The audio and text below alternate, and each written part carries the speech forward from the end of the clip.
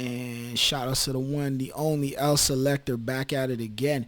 So we're gonna talk about the fight that just happened between Edgar Berlanga and Jason Quigley. Salute to Edgar Berlanga for getting the W tonight. Honestly, he handled his business. He took care of what he needed to take care of. He got him out of here. Honestly, I'm gonna be honest with you. I was not scoring the fight, so I just kind of watched it as a spectator and just looked at the fight. And there were certain things that I was impressed with by Berlinga. And as far as Jason Quigley goes, he got beat. He just got beat. You know what I mean? He got beat. He got dropped several times throughout the fight. Edgar Berlanga broke his nose very early. He was busted his nose up. He was bleeding early in the fight, and Berlanga basically controlled the fight. He was dominating.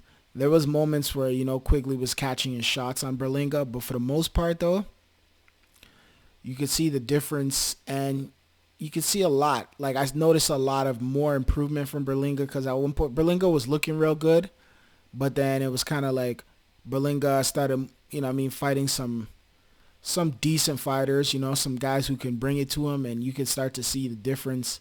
You can start to see, he's not really that as dominant as we thought he would be because of his knockout streak early and the hype that he was getting. So this fight again was a good fight for Berlanga. It was a good showcase fight. It was able to let people know, hey, I'm in the zone. I'm at the zone. I'm on the new network. And on top of that too, it's like I'm here at this division, this 160 division. I'm here. I'm looking to make some noise in the middleweight division, and I'm one of the guys that people need to watch out for. So did he do that tonight? Yes, he did. He definitely did. He had, it was like, what, four knockdowns? 4 or 5 knockdowns? He had a lot of knockdowns throughout this fight. Like, he was dropping quick. Some of them were like, one of them, it looked like he tripped. I don't know if it was a body shot that caught him, and then he fell, or was it he just kind of slipped, Jason Quigley. But at the same time, though, Berlanga did his thing. He got him out of here, and that's all that matters at the end of the day. Like, should he have gotten a knockdown in the 12th? I think so. I think he should have applied more pressure, but Jason Quigley was on his bike. He was trying to get out. He was on survival mode. He was like, I gotta survive this fight. Like, so he was doing everything. He's doing his best to make sure that he could survive in that 12th round. Okay, as far as Jason Quigley goes, Irish fighter. I'm sure he fights in that circuit over there, probably in Ireland, Scotland, UK. So, like, I'm not too familiar with him. Like, I've seen him around. I've heard his name and stuff, but like I don't really pay too much attention to him. But as far as his performance tonight, he was tough. You know what I mean? He wasn't backing down. He wasn't taking no. He wasn't basically just gonna sit down there and just let Berlinga do whatever he wanted, even though it looked like Berlinga did pretty much whatever he wanted. So, he held his own at the end of the day. So he is a boxer, there's levels, right? He probably never seen that. He never seen something like Berlinga. Or maybe he has, but that style is not favored for him, or maybe the strength or what it was. I'm not too sure. But at the same time though, as far as his performance goes, like whatever, he lost. Berlinga won. What's next for Berlinga? That's the question.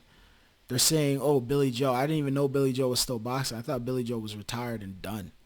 But you never know. Maybe he got the money from the Canelo fight, and I haven't seen him since the Canelo fight. And that was like, it felt like an eternity ago. So I don't know what Billy Joe's been doing lately, but they're saying Billy Joe's name. They're saying, Triple G. Triple G's done. He's wild. He's finished. He's toast. Go watch his last fight with Canelo, bro. That was like, I don't know what I was looking at there. That fight was overrated. That fight was garbage. Then they're saying Jaime Munguia. That's the one that I'm more intrigued by because personally, I think the fight with Jaime Munguia makes the most amount of sense with Edgar Berlanga and Jaime Munguia. I honestly still think that would be the fight. I still need to see, like, Jaime Munguia is one of those interesting boxers because it's like he came out, he beat, what's his name, Ali, Saddam, or what's his name, Saddam Ali, and then after that it was kind of like he's kind of been fighting guys. He's been whooping ass, but at the same time it's like I still haven't seen Jaime Munguia fight somebody that it's like a 50-50 fight. Like nobody knows who's gonna win, or somebody as much hype as him, or somebody who's I haven't seen him fight like an A+ fighter yet. I'm still waiting on an A fighter. So I think that's something that Jaime Munguia is we're waiting for. I need to see Jaime Munguia fight somebody who's like where it's like he's not expected to win and he wins, you know? Like that's what I want to see from Munguia. He fought several fights where it's very questionable. Some people were like, oh, did he win that or did he lose that? So with the Jaime Munguia situation, I think that's one of those fights where for him and Berlanga, that's a fight that makes a lot of sense. I think that one will take whomever to the next level. And that's a credible win on both guys' resume. They're both undefeated. Some people don't like Berlanga. Some people don't like Jaime Munguia. I think both of those guys fighting could make an entertaining fight. Jaime Munguia, I'll give Jaime Munguia one thing. He brings it to in that fight. Berlanga was bringing it in this fight. So they're both going to bring it to each other. So you already know there's going to be a lot of sparks and fireworks going on in that fight. And that's something that the people want to see. So I think that's something that we need to see. Is it going to happen next? Highly unlikely. I don't think it's going to happen next. I think that's a 2024. And if they marinate it even more, maybe 2025. I don't know. If Jaime Munguia might even just move up and go to 168 because who knows? He could potentially do that. He looks like he's getting a little bit too big for the division, like as far as his body goes. So time will tell, but I think him and Berlanga probably makes the most sense. But if the zone is smart, they need to force that fight on those two guys. Say, you guys got to fight each other. It's very simple. Give them some money and just let them fight each other. And that's that. Give them like a good amount, a good payday, and let them just fight.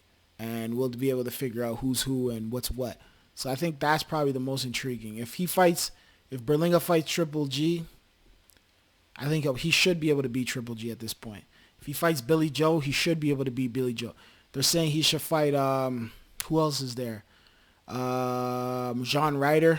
That'd be a good fight for Berlanga. Well, how Berlanga will do, he'll probably beat John Ryder. You see what I'm saying? They're saying the Canelo fight. Canelo's gone. He's heading over to PBC. He's gonna go fight a bunch of fights. He's gonna go fight Charlo and Benavidez and whoever else he can fight over there. So he's gonna be busy. He's getting a huge amount of money to go over there, 100 million plus. So makes a lot of sense for Canelo to do that. So we'll see what happens, honestly. But congratulations to Berlanga. Got the victory.